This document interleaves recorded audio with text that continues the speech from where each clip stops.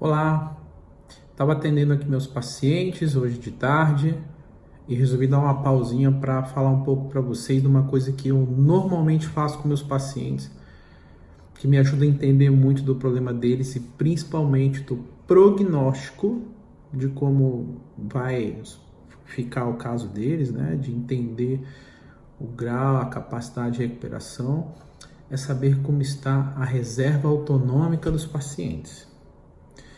Acredito que muitas das pessoas não fazem ou não entendem ou não sabem nem o que é uma reserva autonômica. E de uma certa maneira isso dá uma noção enorme de como vai ser a recuperação da pessoa.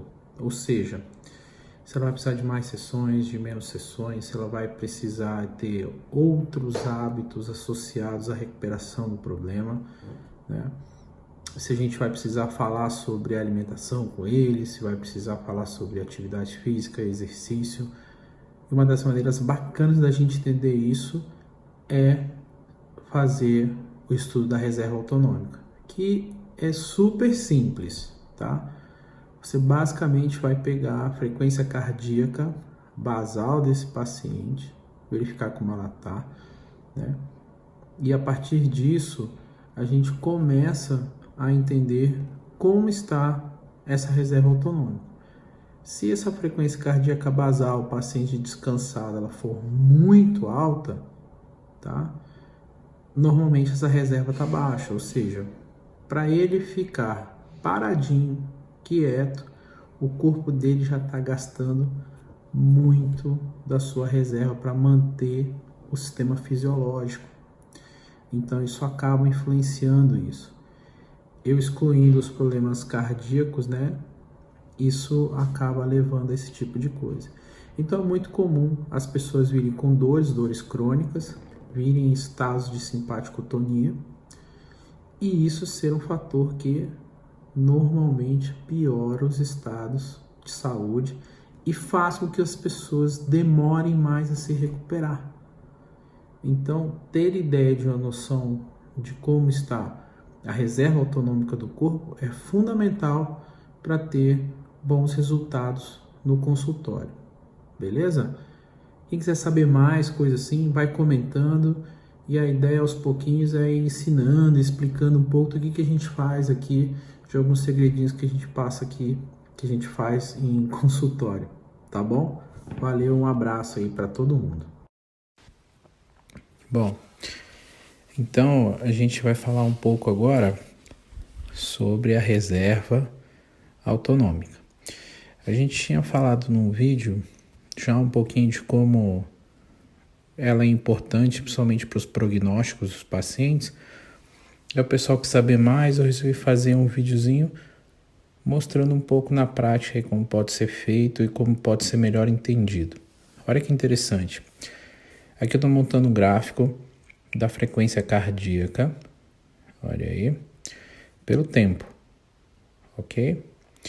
Então, supondo uma pessoa que tem aí a sua frequência cardíaca média, basal, que vai variar, por exemplo, em termos normais, de 60 a 90 batimentos por minuto. E supondo uma máxima aí de 180, sendo que essa máxima, ela normalmente é verificada com um treino, na verdade com um exame de prova de esforço, essa coisa toda. E se faz aquela continha do 220 menos a idade, que normalmente dá muita falha, mas pode ser uma medida aí clínica basal para você ter um certo entendimento. Então, supondo desses 60, que é o basal, até esse 180, que é a máxima, esse primeiro gráfico mostra a capacidade que a pessoa tem de variar a sua frequência cardíaca, sendo ela estando em repouso até o máximo. Se ela já tem esse basal de 90, por exemplo, ele já mede um pouco menos. E se ele tem esse basal de 100, ele vai variar ainda menos.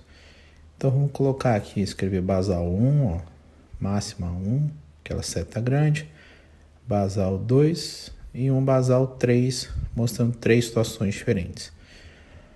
Então, Normalmente essa pessoa que tem essa frequência cardíaca de 100, ela costuma ser mais sedentária, logo a máxima dela possivelmente vai ser um pouco menor. Então coloquei uma máxima 3 para uma frequência cardíaca máxima, aí, por exemplo, 160, e fica esse último gráficozinho aí, ó, essa última setinha que a gente está fazendo agora, sendo a capacidade de variação cardíaca dele, ou seja, eu tenho um cara que tem uma reserva autonômica enorme, uma mediana e uma bem pequena. Isso pode indicar aí indicadores de saúde dos nossos pacientes e como eles podem responder à nossa terapia. Então, basicamente essa capacidade de variar a frequência cardíaca, ela está intimamente ligada com a reserva autonômica, né? Então, isso seria uma das formas assim, bem objetivas de a gente verificar isso. E claro que isso tem uma relação com o próximo tema que a gente pode abordar e se interessar, que é a famosa entrada simpática. Beleza? Um grande abraço aí para vocês e até a próxima. E aí, pessoal, tudo bem? Tô indo pegar o meu filho na escola agora e tô vendo que tá dando muita repercussão essa coisa da reserva autonômica, a gente tem comentado isso. E algumas das maneiras que a gente pode fazer para estar repondo isso. Mas entender um pouco de como funciona a reserva autonômica é importante. Veja, como uma reserva de qualquer coisa, você basicamente você guarda isso para utilizar em algum momento. Então, por exemplo, você muitas das vezes precisa correr para atravessar a rua por conta de um carro que está vindo. Então, você tem que usar mais energia, demandar mais energia do seu corpo. Muitas das vezes está fazendo uma teste de DO, você que não fez, que vai fazer ainda, você vai ter que usar muito dessa reserva autonômica para você fazer o seu trabalho, para você atender os seus pacientes, para você pensar, você raciocinar, você tem que usar as suas reservas. E de maneira geral, isso pode tirar parte do que você está utilizando no momento, ou apenas você realmente não consegue, sentar um pouquinho aqui, você não consegue simplesmente utilizar isso do que está circulando pelo corpo e você começa a utilizar suas reservas, né? Então meio que você vai, em tese, gastando um pouco da sua saúde. Então você gasta ela, tem que ter um momento de repor. Então assim, normalmente o que a gente gasta as nossas reservas? No trabalho, né? Trabalhos podem ser estressantes, desde coisas físicas, então é o peão de obra, tem umas obras aí do lado de casa, desde obra, por exemplo, até um cara que tem uma pressão muito grande de trabalho, por resultados ou qualquer coisa nesse sentido, né? Ou em casa mesmo, a pessoa não consegue lidar com os problemas da casa, problemas da família, enfim, isso acaba desgastando. Então, de uma certa maneira, você tem um problema e você precisa aos poucos repor essa quantidade gasta aí de coisa.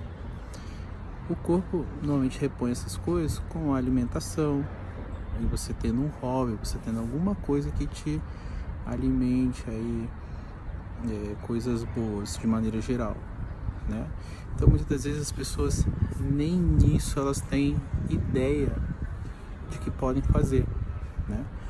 Agora, se eu passar exercício físico à pessoa e esse exercício for, digamos assim, de uma maneira errada, inequivocada, duas coisas podem acontecer.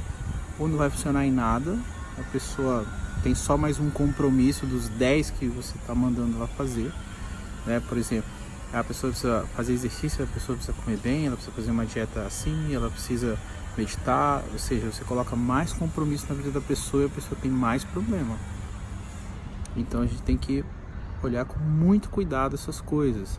Então, de uma certa maneira, temos que tentar ser mais assertivos. Temos que acertar mais em relação ao que propor às pessoas, né? Então, passar exercício por passar também pode ser um problema. Tem que ter alguém que ajude a gente nesse contexto, por exemplo, tá? Mesmo vale para a alimentação, mesmo vale para as coisas do trabalho, as questões psicológicas, né? Ou seja, a gente tem uma visão bacana, global sobre a coisa, mas não podemos deixar de entender que essas reservas, elas nos ajudam a entender como está o paciente, se a nossa recuperação vai ser mais rápida ou não, e se esses fatores precisam ser trabalhados também. E nem sempre é só com a gente que as pessoas trabalham essas coisas, mas talvez nós sejamos aqueles profissionais que vão dar a melhor orientação para esse paciente começar certas mudanças, tá? Então o exercício físico, por exemplo, ele pode ser um estresse a mais, a alimentação pode ser um estresse a mais, ele pode ser um problema a mais que gaste mais reserva dele, e mesmo assim ele não está conseguindo repor, né? Então o foco é basicamente entender principalmente como o paciente gasta as coisas dele em termos de reserva autonômica e como ele repõe. E segunda coisa, se existe falha nesse mecanismo, ou seja, se ele está gastando muito com algum sistema e se ele não está conseguindo repor por falha de algum sistema. Beleza? E aí, como é que será que a gente consegue ajudar ele nesse contexto de entender onde ele está gastando mais e entender se ele pode conseguir repor mais o sistema dele? Beleza? Vamos debater mais um pouco sobre isso? Deixe seu comentário aí e eu vou lá pegar meu filho que eu tô atrasadão.